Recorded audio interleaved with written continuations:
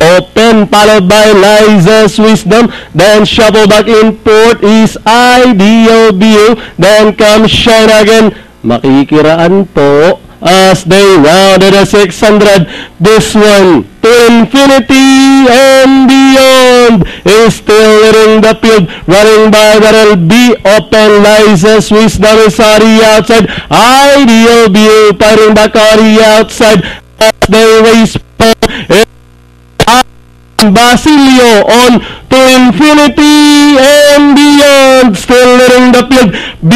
Open is running by the rail and down the stretch and leading the finish line to infinity and beyond. Makikiraan po, moves up to grab the lead, and finally makikiraan po, close between to infinity and beyond, Sugar Daddy. Then comes Liza's Wisdom, number 3, Ideal View, and